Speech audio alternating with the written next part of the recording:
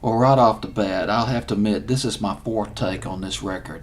The song that I want to talk to you about has a somewhat complicated history, and sometimes when I get into the complications, my mind wanders off or I get off track and I have to consult my notes. Keep in mind, I don't have a teleprompter. I don't have something I can read off the wall.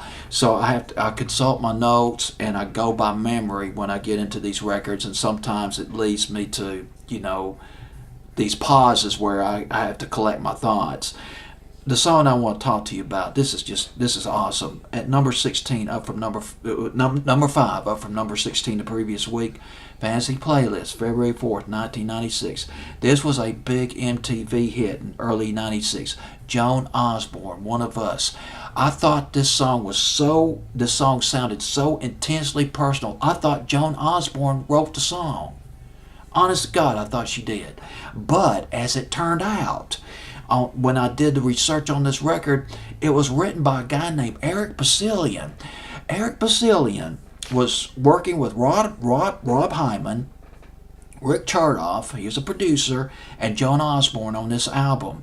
Now here's the thing, Eric Basilian and Rob Hyman, they were in the group The Hooters. Do you remember the Hooters from the 80s? It was back in 1986, 87, and we danced. Day by Day, I think was the other song they did. And Where Do the Children Cry? Well, I can't remember. There's something that had children in the title of the song. But this was not the first godlike song per se that Eric Basilian wrote. In the summer of 1985, a song that he wrote with biblical imagery called All You Zombies was a minor hit for the Hooters back in the summer of 1985. Joan Osborne's One of Us was a somewhat bigger hit. It was Rob Hyman. He discovered Joan Osborne performing. He brought her to the attention of Rick Chertoff, who was the producer at Polygram Records. Let's go back again a little bit. This is a hell of a collaboration. Rick Chertoff, Rob Hyman, Eric Basilian, they worked and collaborated on Cyndi Lauper's breakthrough album, She's So Unusual, which had her signature hit, Girls Want to Have Fun, and Time After Time was another big hit off that album. So now these guys are getting together again with Joan Osborne, putting together Joan Osborne's, I think this would be her second album. She came out with another album before that, but this would be her big album that they're working on. Eric Basilian, well, they were in the recording studio. They were working on songs Right Hand Man and St. Teresa, and they took a break.